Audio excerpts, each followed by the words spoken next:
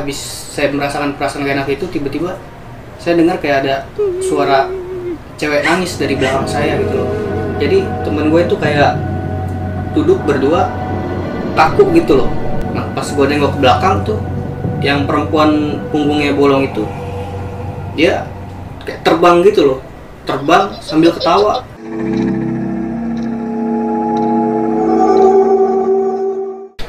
Assalamualaikum warahmatullahi wabarakatuh. Kembali lagi dengan saya Randy di konten Podcast Misteri.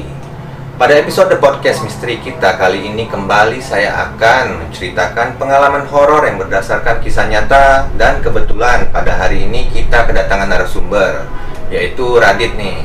Apa kabar lo, Dit? Baik, alhamdulillah. Nih Radit ini pernah juga ngisi di podcast kita sebelumnya, yang dimana itu ceritanya yang pertama nenggelis di kapal angker, dan yang kedua yang baru episode sebelumnya itu petaka bermain petasan. Dan mungkin bagi yang belum nonton bisa nonton dulu videonya. Oke lah, saya mau sedikit nanya nih sama Radit nih. Hari ini lo bakal ceritain lagi nih pengalaman horor lo ya? Iya, pengalaman horor saya. Jadi 3 nih ya, 3. Udah pengalaman horor nih. Mungkin yang menjadi tanda tanya menurut saya itu, mungkin isi hidup lu ini horor semua nih kayaknya. Horor ya. Ya semuanya horor ya. Semuanya horor. Oke lah. Mudah-mudahan kedepannya jangan. Oh ya, kedepannya mudah-mudahan jangan horor ya. Horror, Yang iya. sedih-sedih aja ya. Oke. Yalah, kita langsung dengarkan aja cerita dari Radit.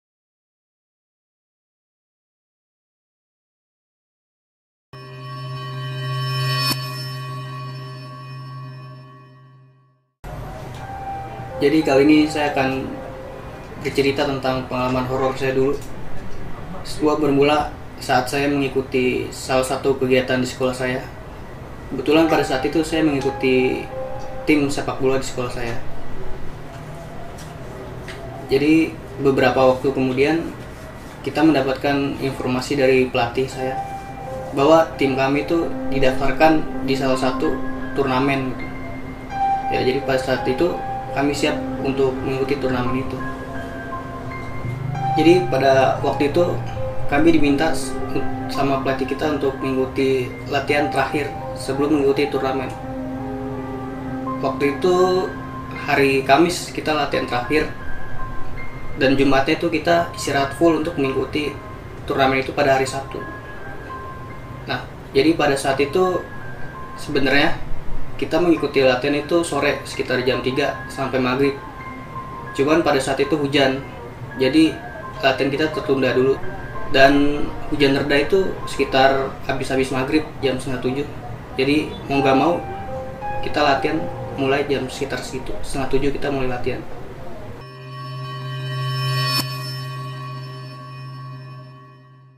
Tibalah saat kami mulai latihan. Nah, pada saat kami mulai latihan, awal-awalnya berjalan dengan baik gitu. Tapi ya mungkin sudah mulai larut malam, jadi mungkin saya ada keadaan capek atau gimana ya. Jadi saat itu saya jadi kiper gitu. Saya kok ngerasa agak perasaan gak enak gitu loh. Habis saya merasakan perasaan gak enak itu, tiba-tiba saya dengar kayak ada suara cewek nangis dari belakang saya gitu loh. Kebetulan di belakang gawang itu kayak semak-semak gitu, dan lebih sananya lagi tuh ada kayak pengairan gitu loh. Ya. Jadi saya sempet bilang sama teman saya gitu, lu dengar sesuatu gak gitu, kayak ada suara-suara cewek nangis gitu. Tapi teman saya nggak pada dengar gitu loh. Terus juga mereka bilang, mungkin lu kecapean kali gitu, kecapean. Tapi saya pikir saya dengar gitu loh. Setelah itu saya mengabaikan lah suara-suara cewek tangisan itu kan ya. Saya berusaha untuk fokus dalam latihan gitu kan. Dan mungkin saya pikiran juga saya lagi capek atau apa gitu kan ya. Tapi entah lama kemudian suara tangisan itu ada lagi, muncul lagi. Nah di situ saya pikir, wah, kok bisa muncul lagi gitu loh. Nah di situ saya sudah mulai merinding, mulai takut gitu. Walaupun saya sudah mendengar 2 kali suara tangisan itu, dan saya pun juga udah merasa nggak enak dan merinding banget gitu, tapi saya tetaplah melanjutkan latihan lah, secara fokus lah gitu kan. Tapi pada pertengahan latihan tuh ada momen saat temen saya tuh nendang bola kejauhan gitu, melambung tinggi, saya nggak bisa nangkep gitu kan. Bola itu ngelewatin gawang.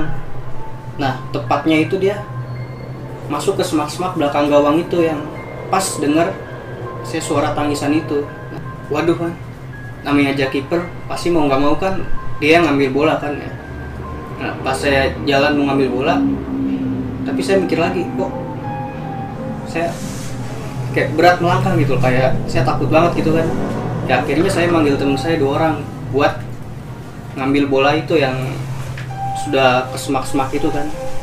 Ya udahlah, teman saya tuh 2 orang ke semak-semak itu buat ngambil bola. Nah pada saat mereka sudah jalan, tahu-taunya bola itu kayak balik lagi gitu, kayak ada yang nendang ke arah kita gitu, ke arah lapangan. Nah di situ kita spontan kaget semua kan, loh kok bisa bola balik lagi gitu ya. Nah habis bola balik itu tiba-tiba muncul suara tangisan itu lagi dan semua tuh pada dengar gitu. Jadi bukan gua doang yang dengar gitu, jadi semua pada dengar. Ya udahlah, kita merasa mungkin ada orang kan di sana kan, kita penasaran juga. Jadi temen gua 2 itu kebetulan mereka tuh 2 emang pemberani sih, jadi mereka yang jalan duluan buat ngelihat ke arah semak-semak itu, mungkin ada orang gitu.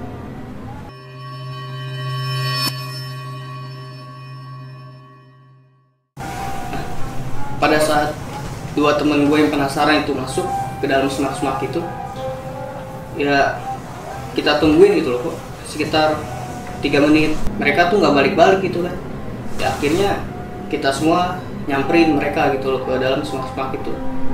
Nah jadi kita jalan ke arah semak-semak itu keadaan gelap banget soalnya itu di belakang lapangan.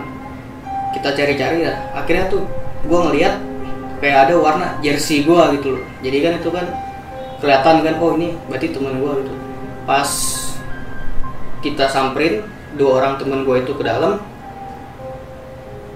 jadi teman gua itu kayak duduk berdua kaku gitu loh, kayak diem, kayak bengong gitu, nggak ngapa-ngapain gitu.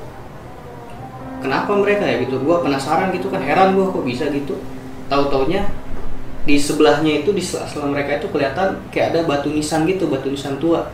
Nah di situ gue langsung, wah apa sih, kayak takut gitu loh, kayak langsung merinding banget gitu langsung. Pada saat kita melangkah semua untuk samperin temen kita 2 orang itu yang diam kaku itu tiba-tiba tuh kayak di balik batu nisan tuh kayak kita ngeliat kayak ada perempuan gitu loh, perempuan duduk, dia nunduk gitu, cuman kelihatan apa, punggungnya tuh kayak bolong gitu, kayak ada berlumuran darah gitu. Nah di situ kita langsung wah kaget gitu kan. Ada juga temen yang mau kabur gitu, lari kayak apa sih, spontan mau lari gitu. Cuman ada juga temen yang langsung narik temen 2 orang kita itu yang diam kaku itu kan. Ya udah pada saat itu kita lari tuh, gue sempet tuh nengok ke belakang tuh. Nah pas gue nengok ke belakang tuh, yang perempuan punggungnya bolong itu dia terbang gitu loh, terbang sambil ketawa. Nah di situ waduh gue langsung apa, bener-bener tuh merinding banget gitu loh. Ya udahlah kita semua lari kan sambil teriak, langsung kita ninggalin lapangan, langsung kita ke parkiran. Pada saat kita sudah sampai parkiran tuh, ya kita 2 teman kita tuh kita dudukin dulu ya, enak. Nah habis itu temen gua ada tuh yang bawa aqua 2, jadi tuh air itu udah dibaca-bacain sama dia gitu. Jadi akhirnya ya kita siram temen kita yang 2 orang itu yang diem kaku itu. Ya akhirnya sih mereka sadar juga gitu loh, walaupun pas sadar kayak mukanya kayak agak bingung gitu loh, kayak habis ngapain sih gua gitu. Beberapa bulan kemudian saya sempat lewat lapangan tempat latihan itu. Nah kebetulan tuh pada saat saya lewat itu ada anak-anak tim sepak bola juga yang lagi istirahat mainnya gitu. Nah pas lagi istirahat main itu gue samperin tuh. Jadi saya langsung tanya mereka gitu tentang kejadian pengalaman saya kemarin yang waktu saat saya latihan itu kan. Emang mereka jawabannya sih pernah ngalamin kejadian-kejadian itu, kayak suara-suara tangisan cewek gitu dan lempar-lemparan batu gitu kan ke arah-arah lapangan yang nggak tahu siapa yang lempar. Tapi emang sih waktu itu sempat ada penjaga lapangannya juga. Penjaga lapangan itu nuturin bahwa emang lapangan ini dulu tuh bekas kuburan gitu loh. Dan ada salah satu kuburan itu yang nggak bisa dipindahkan gitu. Jadi emang kuburan itu tetap di situ aja gitu loh. Walaupun itu udah jadi lapangan semua. Ya, mungkin itu pengalaman horor gue yang gue bisa ceritain lah.